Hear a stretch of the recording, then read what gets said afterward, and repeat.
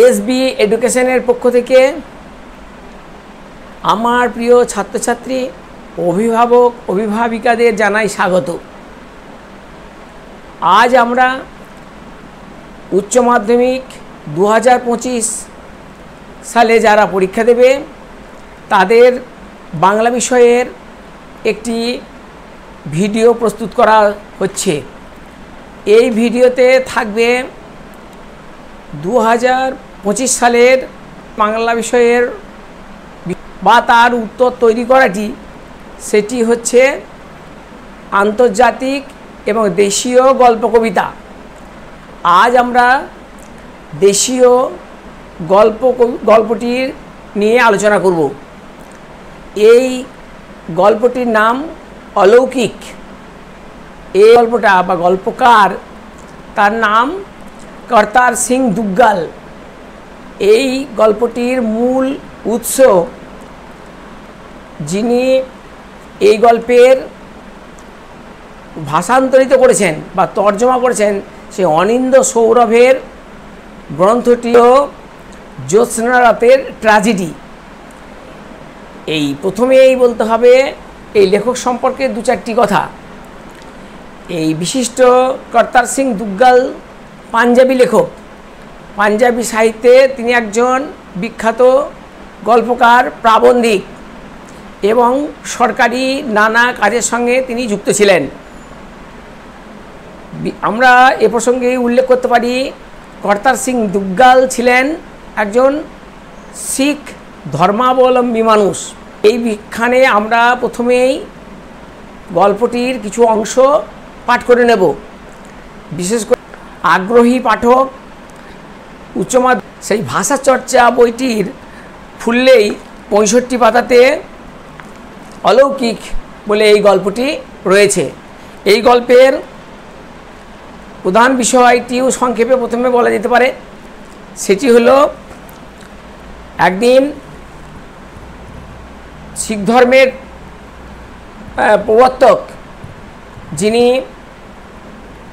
আর অধুনা পশ্চিম পাকিস্তানের অন্তর্গত লাহোরের তালবন্দি গ্রামে জন্মগ্রহণ করেছিলেন, সেই গুরু নানক। এই গুরু নানক একদিন স্বপার্ষদ অর্থাৎ সমস্ত শিষ্য সাবুদ নিয়ে হাসান আবদালের জঙ্গলে গিয়েছেন। সেই হাসান আবদালের জঙ্গলে গিয়ে, যেটি পাঞ্জাব প্রদেশে পড়ে, সেই জঙ্গলে শুধুমাত্র গাছপালা, ধুধু একটা পরিবেশ, কোথাও জল নেই, জনমানবহীন এই পরিবেশে গুরু নানকের শিষ্যদের মধ্যে একজন, তার নাম মর্দানা, তার জল পিপাসা পেয়েছে। এই জল পিপাসা এমন একটা জায়গায় পৌঁছিয়েছে যে সে একেবারে কাতর হয়ে পড়েছে। তার এই কাতরতা দেখিয়ে গুরু নানক তাকে বারবার বোঝানোর চেষ্টা করেছে যে এটাকে তুমি ভগবানের অভিপ্রায় বলে মনে।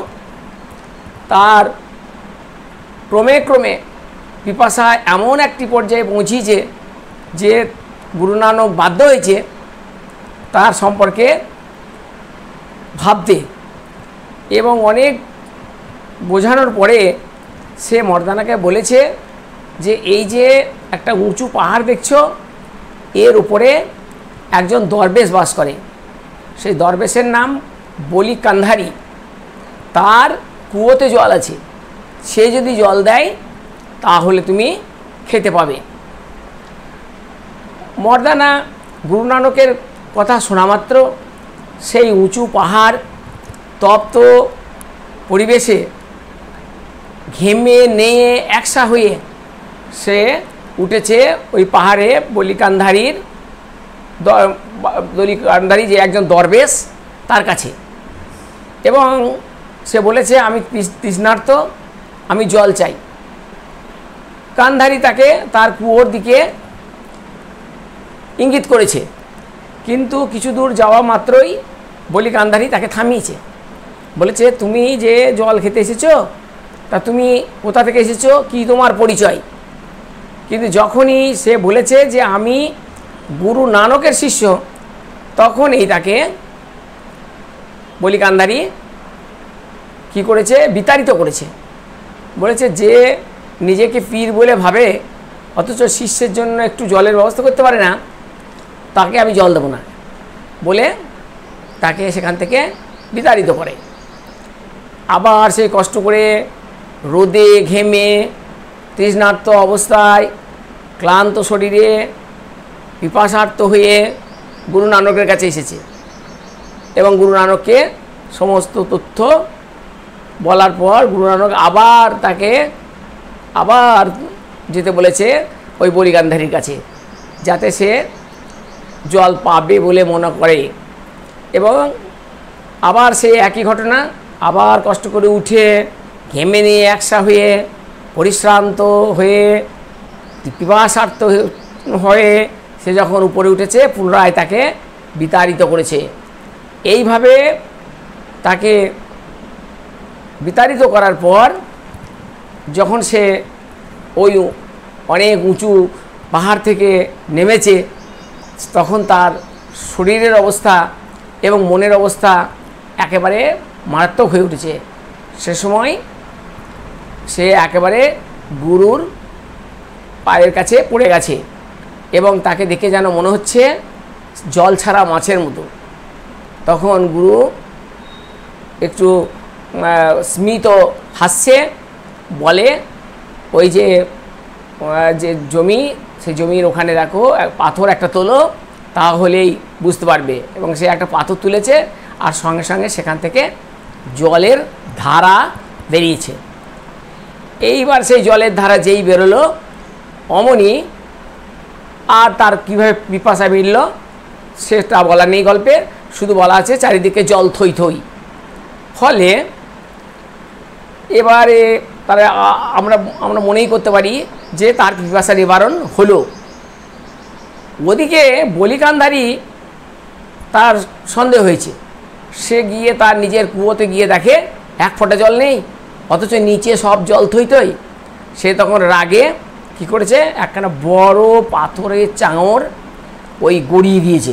কোন দিকে না, যেখানে গুরু নানক বসেছিল, অর্থাৎ গুরু নানককে আঘাত করার জন্য সেই পাথরটি গড়িয়ে দেওয়া হয়।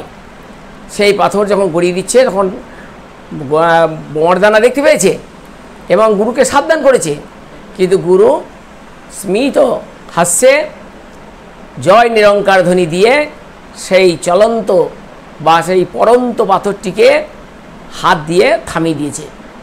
শুধু হাত দিয়ে থামিয়ে দিয়েছে নয়, সেই যে চলন্ত পাথরটি সে নাকি আজও পাঞ্জাবের যাকে বর্তমানে যাকে বলা হয় পাঞ্জা সাহেব, সেই পাঞ্জা সাহেবে সেটি সেই ঝুলন্ত অবস্থায় রয়েছে এবং সেই পাথরের উপরে নাকি গুরু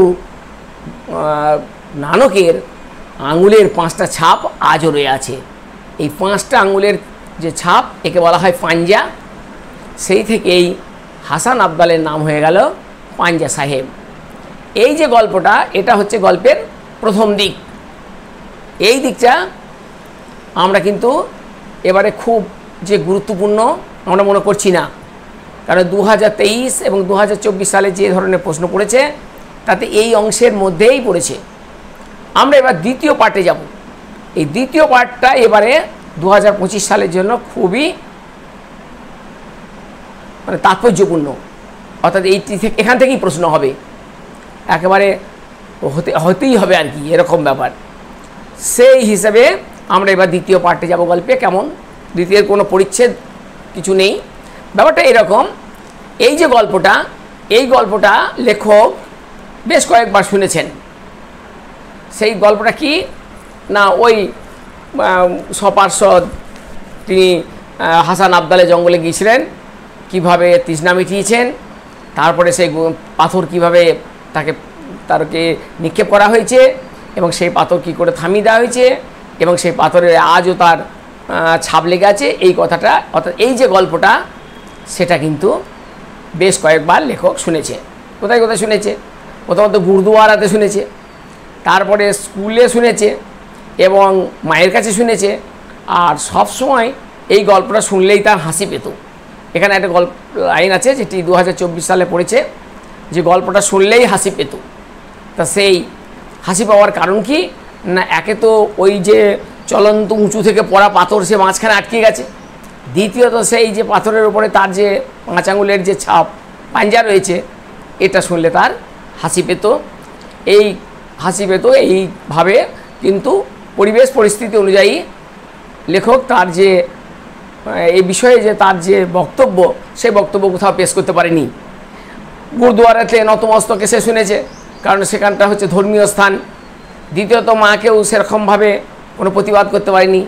সে প্রতিবাদী হয়েছে উঠেছে কোথায়, স্কুলে। মাস্টারমশাইরা যখন তাকে এই কথা বলেছে আর তিনি যখন তার বিরুদ্ধে তর্ক বেঁধেছে, এবং মাস্টারমশাইরা বলেছে যে পারে সে সবই পারে, অর্থাৎ তার কাছে এই ব্যাপারটা খুব একটা বিষয় নয়। অর্থাৎ গুরু নানক হলেন একজন বিখ্যাত মানুষ, তিনি হচ্ছেন স্বয়ং ঈশ্বর এবং তিনি হচ্ছেন অমিত শক্তিধর। তার কাছে এই অলৌকিক বলে কিছু নেই, সবই তার কাছে ক্ষমতার মধ্যে আছে। কিন্তু যতই যেই বলুক আর যাই করুক, লেখকের মনের মধ্যে কিন্তু এই গল্পটা অবিশ্বাস্য বলেই বারবার চর্বিত চর্বণ হয়েছে। অর্থাৎ কোনো মতেই তিনি মেনে নিতে পারেননি যে এটা আসলে হতে পারে। ইতোমধ্যে ঘটল কি একটি ব্যাপার, সেটি হচ্ছে পাঞ্জাবের, সেটি হলো সাকা অনুষ্ঠান হচ্ছে। সেই সাকা মানে কি, সাকা হচ্ছে পাঞ্জাবিদের একটা ব্রত। সেই ব্রতের বেশ কয়েকটি লক্ষণ আছে। তার মধ্যে একটি লক্ষণ হচ্ছে সেদিন অরন্ধন, অর্থাৎ ঘরে কোনো রান্না হবে না। দ্বিতীয়ত সেদিন কোনো শয্যাতে শয়ন হবে না, মাটির মেঝেতে শুতে হবে। আর তৃতীয়ত দেশের জন্য বা সেই পার্বণের জন্য নিজেকে সমর্পণ করতে হবে। এই যে সাকা, এবং এই সাকা নাকি লেখকের প্রায় হতো সাকা। আর এই সাকাটি যখন হচ্ছে তখন ছিল ব্রিটিশ যুগ। সেই ব্রিটিশ পিরিয়ডে এক গাদা আমাদের যে ভারতীয় যে সৈনিক তথা হচ্ছে যারা বীর সেনানী যুব সম্প্রদায়, যারা ব্রিটিশের বিরুদ্ধে সোচ্চার এবং লড়াই করেছে এবং নিজেদের জীবন দান করেছে, সেই সব প্রেমী তারা কি করেছে, ইংরেজদের সঙ্গে যুদ্ধ বাঁধিয়েছে এবং দূরে কোনো একটা পাহাড়ে তারা যুদ্ধ বাঁধিয়েছে। এবং সেই যুদ্ধে ব্রিটিশদের মানে অজস্র বন্দুক গুলিতে প্রাণ গেছে, এবং শুধু সকলের প্রাণ গেছে তাই নয়, বেশ কিছু আহত এবং যারা প্রায় মুমূর্ষু, সেই মুমূর্ষুরা ক্ষুধায় তৃষ্ণায় কাতর। তা সেই ক্ষুধা তৃষ্ণায় কাতর মৃত, অর্ধমৃত এবং আহত এদের একটি বিশেষ ট্রেনে করে নিয়ে যাওয়া হচ্ছে দূরে, এবং সেই দূরে নিয়ে যাওয়ার মাঝখানে একটি স্টেশন পড়ে। সেই স্টেশনটির নাম হচ্ছে পাঞ্জা সাহেব, যার আগে নাম ছিল হাসান আবদাল। এদিকে সমস্ত গ্রামবাসীরা স্থির করেছে যে ওই যারা বিপ্লবী তাদের ওইখানে, অর্থাৎ ওই যে হাসান আবদালের জঙ্গলে সেখানে যে স্টেশন তৈরি হয়েছে সেখানে দাঁড় করানো হবে। এবং শুধু দাঁড় করানো হবে তাই নয়, তাদের জন্য জল, রুটি, পায়েস, লুচি একেবারে ডাঁই করে রাখা হয়েছে স্টেশনে। এবং তারা যখন সেই স্টেশনে যায় এবং স্টেশন মাস্টারের সঙ্গে কথা বলে, তারা বলে এই স্টেশনে ওই ট্রেনটির থামার কোনো নির্দেশ নেই, এটি একেবারে সোজা চলে যাবে। এই যে গল্পটি, এই গল্পটি কিন্তু বলছিল আমাদের যে গল্পের লেখক তার বোনকে, আর বলছিল মায়ের এক বান্ধবী।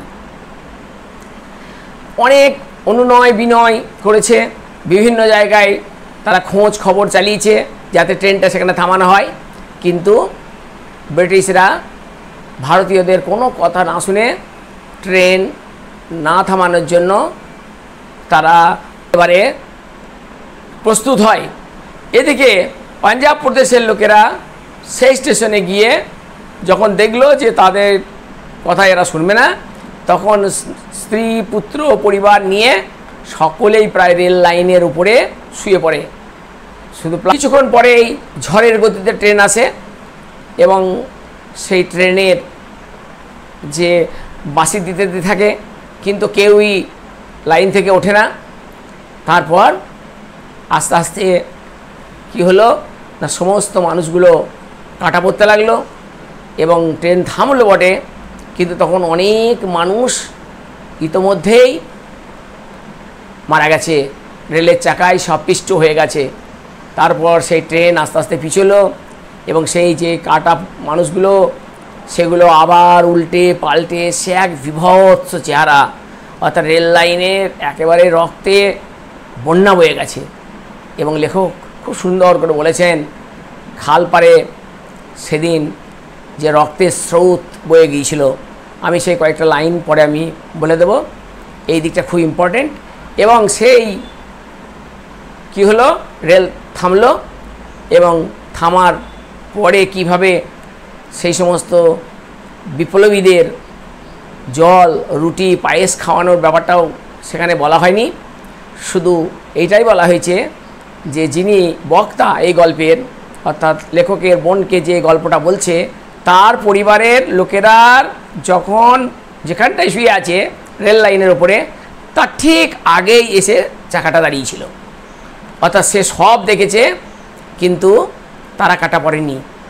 তখন লেখকের মনের মধ্যে এই গল্প শোনার পর একটা অন্য প্রতিক্রিয়া ঘটে।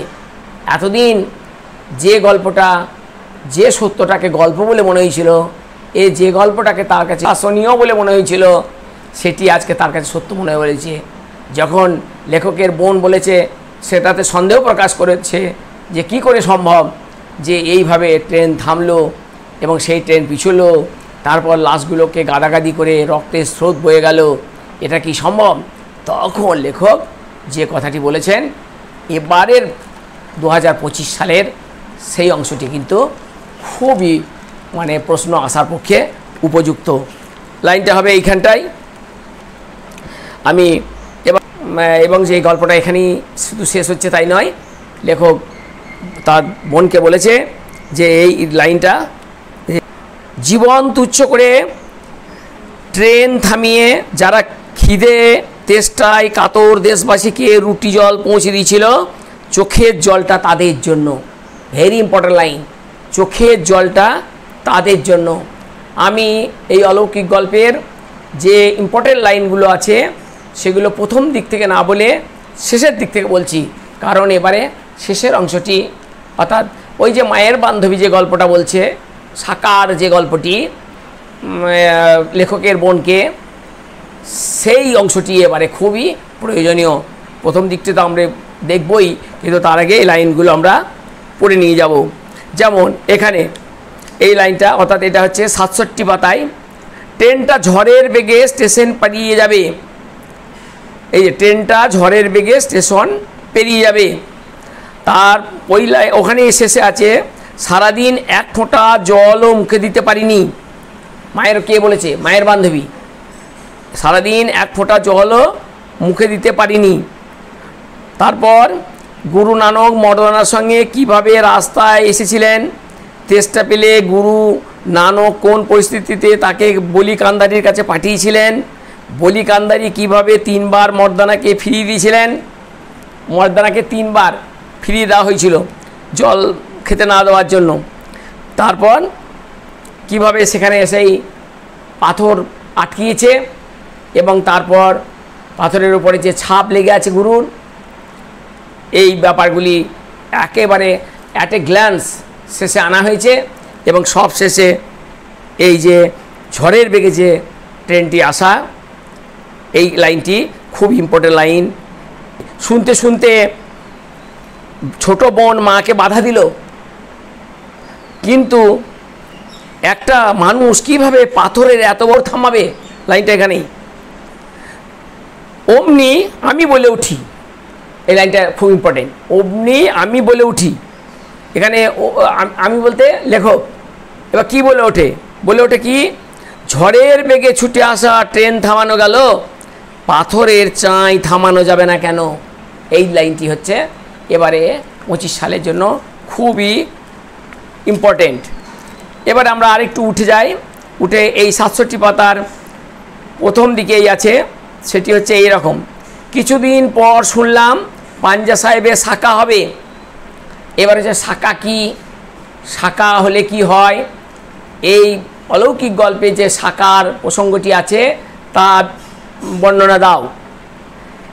এরপরে আছে আরেকটি লাইন, সেটি হচ্ছে এখানে, পাঞ্জা সাহেবেই গুরু নানক মর্দানা তেষ্টা মিটিয়েছিলেন।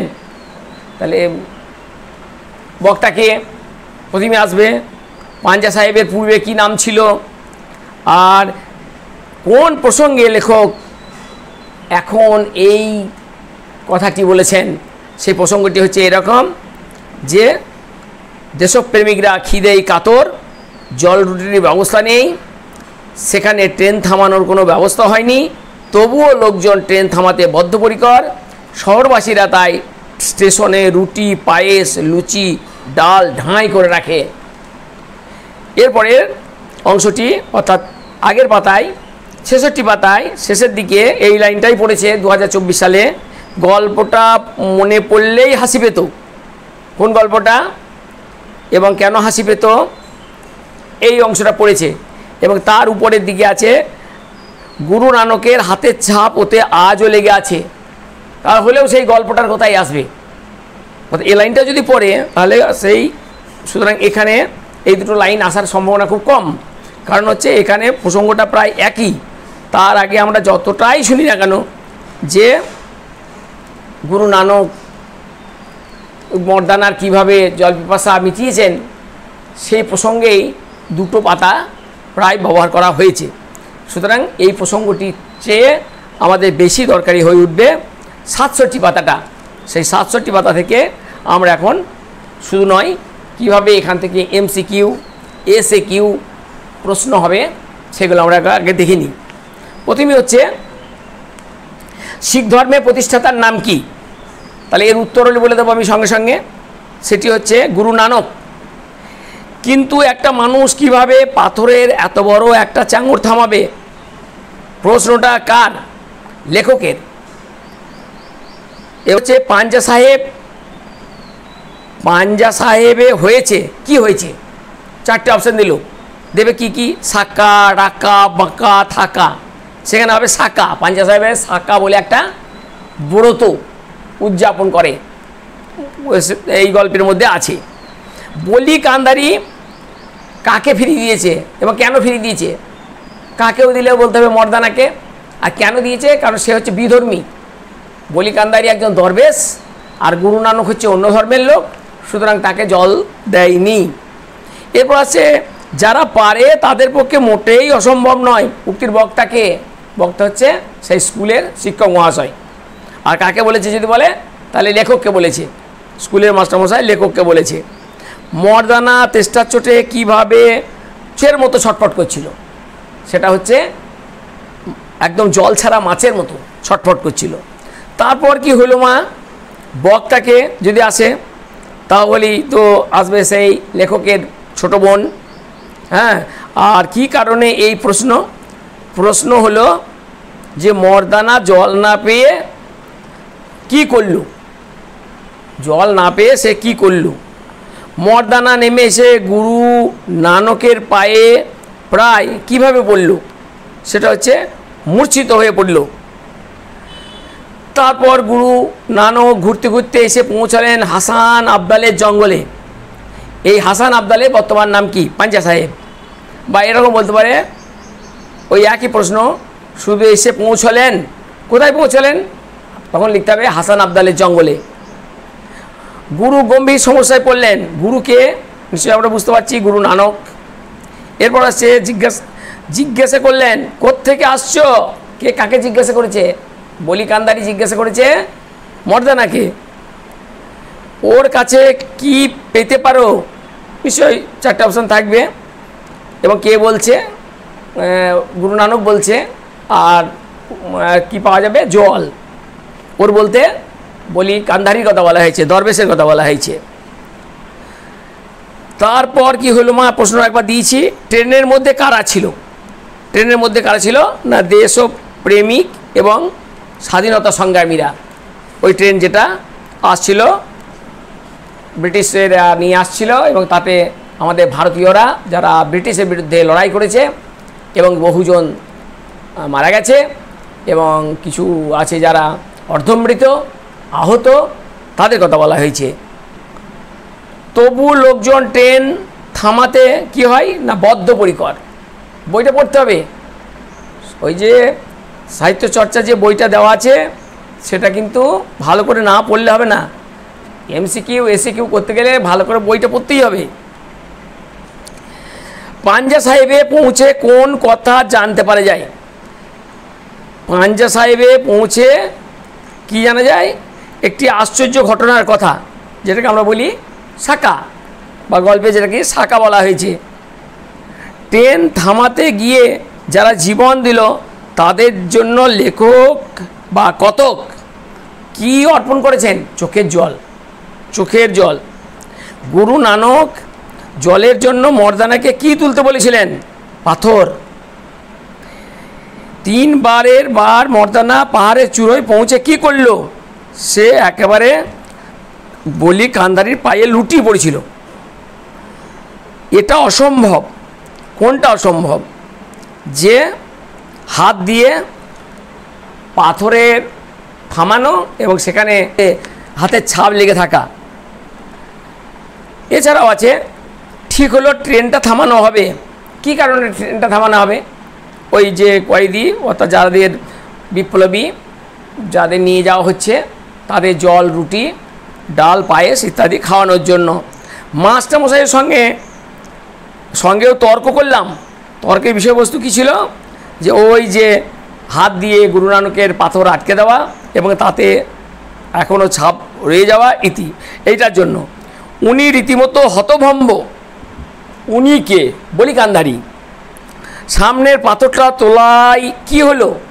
ওই যে চারিদিকে জল থই থই, ওর পায়ে লুটিয়ে পড়ে। কার পায়ে লুটিয়ে পড়ে?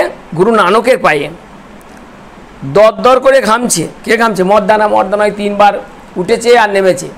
সে ওঠা নামার জন্য তার শরীর এখন একেবারে আর চলছে না, এবং তৃষ্ণায় ক্ষুধায় সে এখন কাতর হয়ে গেছে। গুরু নানক হেঁটে যাচ্ছিলেন কেমনভাবে? আত্মমগ্ন হয়ে। এটাকে ভগবানের অভিপ্রায় বলেই মেনে নাও। কোনটাকে? এইভাবে প্রশ্নগুলো থাকবে। এর সঙ্গে আরও 2-1টা প্রশ্ন হতে পারে এরকম, যে কার একগুঁয়েমি দেখে গুরুর হাসি পেল মর্দানা? এখানে 4টে প্রধান চরিত্র আমাদের দেখতে হবে। সেই চরিত্র এবং অন্য চরিত্রগুলো হচ্ছে একটু কি বলে অপ্রধান। প্রধান চরিত্র হচ্ছে গুরু নানক, দ্বিতীয় হচ্ছে মর্দানা, তৃতীয় হচ্ছে বলি কান্ধারি, আর চতুর্থ হচ্ছে লেখক। এছাড়াও লেখকের বোন, লেখকের মায়ের বান্ধবী, এসব লেখকের মা ইত্যাদি থাকলেও প্রধান চরিত্র হচ্ছে এই 4 জন। তা সেই যদি বলে যে এই গল্পের প্রধান চরিত্রকে, তাহলে এই গল্পের প্রধান চরিত্র হচ্ছে গুরু নানক। তাকে নিয়েই এই গল্প লেখা হয়েছে। আর হবে বলি কান্ধারি মর্দানাকে কি জিজ্ঞাসা করেছিলেন? যে কোথা থেকে তুমি আসছো? গুরু ধ্যান থেকে উঠে চোখ খুলে কি দেখলেন? তিনি দেখলেন যে মর্দানা তেষ্টায় একেবারে ছটফট করছে। কার ঠোঁটে হাসির রেখা দিয়েছিল? সদ্গুরু গুরু নানক। তার কারণ এই যে মর্দানার যে অবস্থা, তার জন্য তার হাসি পেয়েছিল। এবার এখান থেকে আমরা যে বড় প্রশ্নটার কথা আমরা বলছিলাম, সেটাই আমরা, যেটা এবার 2025 সালে পড়বে বলে আমরা মনে করি, সেই বিষয়টা এই 2-3টে লাইনের মধ্যে আমরা একটু আলোচনা করব। সেটি হলো এইটা, পূর্বেই পড়েছি, আরেকবার পড়ছি। কিছুদিন পর শুনলাম পাঞ্জা সাহেবে শাখা হবে। এটা দিয়ে দিতে পারি, বা এরকম আমরা দিতে পারি যে আমাদের গাঁ থেকে পাঞ্জা সাহেব তেমন দূরে না, সাকার খবর পাওয়া মাত্র মা পাঞ্জা সাহেবের দিকে রওনা দিল। একই ধরনের আসবে এটা। আর এরপর আসবে এইটা যে পাঞ্জা সাহেবেই গুরু নানক মর্দানার তেষ্টা মিটিয়েছিলেন। এটা পূর্বের অংশ, এ অংশে নয়। আমাদের যে অংশটিকে বেশি গুরুত্ব দিতে হবে সেটা হচ্ছে এটা, আমি আগেই পড়েছি, কোনো কিছুর পরোয়া না করে জীবন তুচ্ছ করে ট্রেন থামিয়ে যারা খিদে তেষ্টায় কাতর দেশবাসীকে রুটি জল পৌঁছে দিয়েছিল, চোখের জলটা তাদের জন্য। বা এই যখন সেই মায়ের বান্ধবী যে গল্পটা বলছিল, সেই গল্পটা বলার পরে বোন যখন সেটাকে বাধা দিয়েছিল, তখন সেই লাইনটাও প্রায় এই একই ধরনের প্রশ্নের উত্তর কিন্তু একই রকম হবে। সেটা এরকম যে এই সন্ধ্যায় ফেরার পথে মা ছোট বোনকে পাঞ্জা সাহেবের গল্প বলছিল, গুরু নানক মর্দানার সঙ্গে কিভাবে এই রাস্তায় এসেছিলেন এই ব্যাপারে। তাহলে প্রশ্নটা এখানে থাকবে, সন্ধ্যায় ফেরার পথে মা ছোট বোনকে পাঞ্জা সাহেবের গল্প বলছিলেন। তাহলে পাঞ্জা সাহেবের ঘটনাটা বলতে পারতো, ওই ট্রেন আসছে এবং সেই ট্রেনকে কিভাবে পাঞ্জাবের লোকেরা থামালো, তাদের রুটি জল ব্যবস্থা করলো এবং কিভাবে তারা নিজেরা বহুজন রেল লাইনে কাটা পড়লো। এবং শুধু কাটা পড়লো নাই, সেই লাশগুলো যখন ট্রেন পিছতে থাকলো তখন যেভাবে গুটিয়ে রক্তের যে স্রোত বয়ে গিয়েছিল, সেই ঘটনাটি এই এবার এর প্রশ্নে সবথেকে গুরুত্বপূর্ণ। আর আরও লাইন আছে যেগুলো আমরা এই রকমই একই উত্তর হবে। পাঞ্জা সাহেবের লোকজন খবরটা পেয়ে সবাই উত্তেজিত।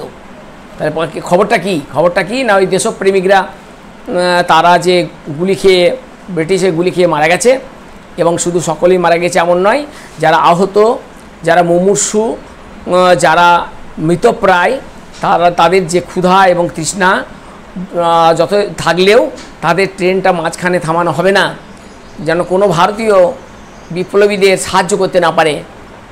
এমনিতেই তারা অনেকে মারা গেছে, বাকিরা যদি যেন এবং খাবারের অভাবে এবং চিকিৎসার অভাবে যাতে মারা যায়, সেই বিষয়টাকে পাঞ্জা সাহেবের লোকেরা কিন্তু কি করলো, প্রতিবাদ করলো। সে প্রতিবাদটা কীভাবে না, জীবন দিয়ে। এইভাবে আমরা এই শেষের প্রশ্নটিকে তৈরি করব।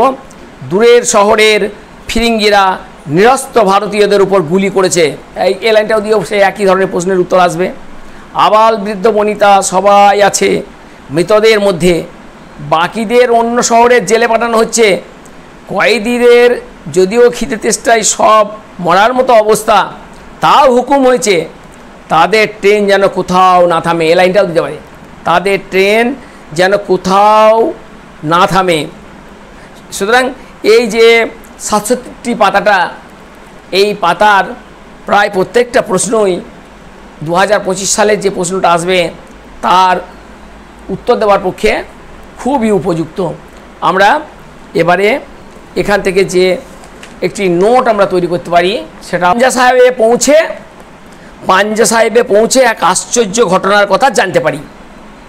প্রশ্নটা কেমন, যে বক্তাকে, সেই বক্তা হচ্ছে গিয়ে স্বয়ং লেখক কর্তার সিং দুগ্গাল।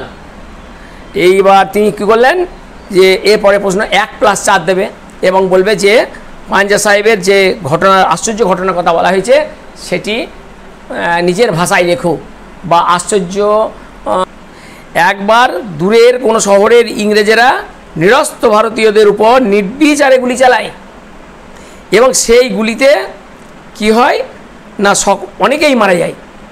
শুধু অনেকে মারা গিয়েছে তাই নয়, তার সঙ্গে বহু মানুষ আহত এবং অনেকে ক্ষুধায়, তৃষ্ণায়, যন্ত্রণায় সব ছটফট করছে। কিন্তু সেই সমস্ত কয়েদিদের কি করলো, মরণাপন্ন হওয়া সত্ত্বেও ব্রিটিশদের নির্দেশ হলো একেবারে অন্য কয়েদে নিয়ে যাওয়া, মাঝখানে কোনো স্টেশনে থামানো যাবে না। তাদের যে ট্রেন নিয়ে যাওয়া হবে সে ট্রেন থামবে না, এমন নির্দেশ। এ খবর পেয়ে পাঞ্জা সাহেবের লোকজন গভীর উত্তেজনা বোধ করে, যে কি আমরা সেই স্টেশনের উপর দিয়ে যাবে যেখানে স্বয়ং গুরু নানক জল পিপাসা মিটিয়েছে মর্দানার, সেখানে আমাদের ভারতীয় যারা আমাদের দেশের স্বাধীনতার জন্য মৃত্যুবরণ করেছে, আহত নিহত হয়েছে, তাদের সামান্য জল রুটি তুলে দেওয়া যাবে না, এটাই তারা উত্তেজনা বোধ করে। ট্রেন যাবে পাঞ্জা সাহেবের উপর দিয়ে, অথচ খিদেই তেষ্টায় কাতর কয়েদিরা, কোনো অন্ন পানীয় পাবে না, তা কি সম্ভব? পাঞ্জা সাহেবে এমন জায়গা যেখানে গুরু নানক তার শিষ্যকে জল পিপাসা মিটিয়েছে।